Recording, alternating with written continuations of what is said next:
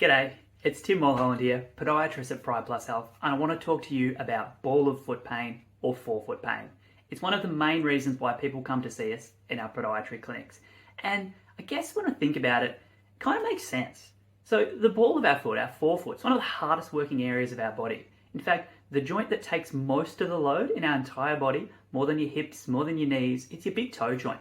Around 8 times your body weight as a bending force goes across it when you're moving around. So when you think about 8 times 70 odd kilos for me, half a ton worth of force going through that joint, yeah, it's reasonable that every now and then it's going to put its hand up and say to you, "Hey Tim, I'm getting a little bit sore." So when we see people with ball of foot pain in clinic, we've got a couple of things that we need to work out. We've got to work out first what is sore, then why it's sore, and then how we're going to get it better.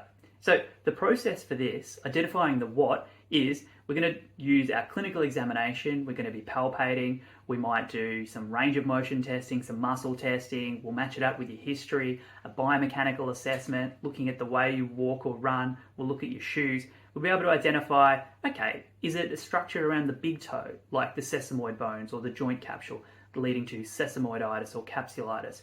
Or is it around the second or third toes, which is a really common area to develop joint effusions? You can get metatarsal stress fractures, and in between the bones, you can get intermetatarsal neuroma, which used to be called a Morton's neuroma, or bursitis.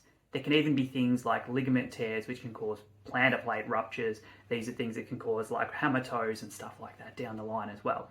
So lots of different things, lots of different tissues in the body can become overworked and stressed and tell you, "Tim, stop, have some pain. We need to do something about this. You're asking me to do a job I don't have the ability to do." So then, as we go through those why phases, well, why are these tissues being asked to do this job? We're going to identify, is there any muscle weakness or imbalances? So commonly, the muscles on the outside of the calf, the peroneal muscles, if they don't have enough strength, you're not able to stabilize that forefoot, and you put more pressure through the outer part of your forefoot. We call this low gear propulsion in podiatry. So instead of using the big toe, your high gear for pushing off, you might be twisting your foot to the outside and leaning on those lesser toes. It can be due to some things that you can't readily change, but you can influence, like joint axis position, as well as some injury history. So if you've got a history of a lateral ankle sprain, so when you're twisting your ankle a lot, and if that hasn't been rehabilitated to the extent that, let's be honest, most of us don't reach the level of rehab that we need to for an ankle sprain. Like, can we all be honest and put our hands up and say we've gone through our physio programs completely? I definitely can't say that I'm absolutely the golden child on that one. And so if we miss out on achieving those levels of strength and capacity through the lateral ankle, then again, we're going to spend more time on that second and third toe. Our shoes can play a big impact too. So if you've got shoes that are really flexible in the forefoot, so that twist and bend, they've got a high pitch, so the heel is a lot higher than the forefoot. I'm not just talking about high heels, we're talking about runners. You can get runners with a 12 mil pitch, so you've got 12 millimeters extra underneath the heel compared to the forefoot. You can get runners with a 0 mil pitch, so it's completely flat and level. One of those can contribute to greater loads on the forefoot, and the other one can decrease some load on the forefoot.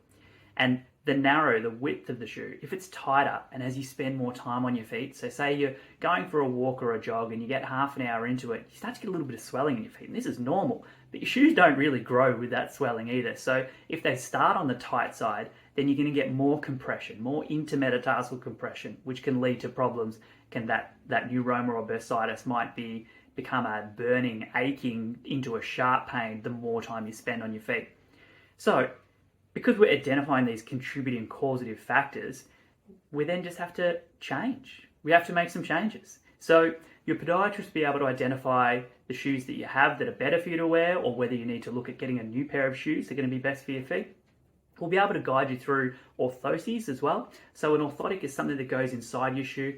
It's not just an arch support. You can support other areas of the foot as well, particularly the ball of the foot and around that forefoot. So if we need to spread out those toes and make a little bit more space in between the intermetatarsal spaces for neuromas or bursitis, we can do that. Or if we need to give those peroneal muscles a chop out by providing a little bit of a nudge so that they don't have to provide all that pulling force around the ankle, we can do that too. We've also got some things around exercise therapies you can do, but they usually happen second. So let's think about it. Like if you've got a broken hand and you need to get your bicep stronger, you're not going to be able to do bicep curls because your hand's broken. You can't pick up the weights. So it's very difficult to get your perineal stronger while your forefoot is overloaded as sore. So what we'll usually do is we'll settle down, we'll do some load optimization changes, we use some strapping, we use some padding, orthotics and shoe changes, and we'll get those symptoms feeling much better. And then we can address that muscle imbalance, we can build up some strength, and we can start getting you back running, walking, skipping, jumping, whatever it is that you need to be able to do. So if you think about the continuum of what it looks like, your foot is sore, the ball of foot is sore, it starts as a niggle, it might get sharper and increasing. Ideally, that's where you're going to come in and say, oh, Tim, my podiatrist, help me out with these sorts of things early. The earlier we can get to it, then the shorter the pathway is going to be. We can put in place those load optimization strategies, the shoes, orthoses, padding, strapping, activity changes that need to happen, and we can get to the capacity building side of things. So this is the exercise-based therapies to increase strength and capacity around tissues that need to get a little bit stronger. Along this journey, you'll find that pain reduces as activity increases. You might have some ups and downs, so there might be a period of time where you just have to wear that pair of shoes that you know is going to cause some symptoms. But whether that be, at a wedding, maybe it's something, a presentation that you're going to give at work and you feel like you need to have those pair of shoes on, we understand that. And your forefoot will understand it too. So you can do those sorts of things for short periods of time. As long as you maintain the rage with your plan and you go for the load optimization strategies as much as you can, so then we can get onto the exercise-based capacity building, you'll be laughing. So if you have any questions, drop them down in the comments below. I'll aim to get to every single one of them. Also, if you're suffering from ball of foot pain and you're in Melbourne, pop into one of our clinics and you can see our podiatrist. We'll be able to help you out. And if you're a little further afield, I'd still love to be able to help you. We've got guides on the best running shoes, slides and exercises for ball of foot pain, and you'll find them on our website, prideplus.com.au. All right, thanks very much. I hope you can overcome your ball of foot pain too. I will see you in the clinic soon.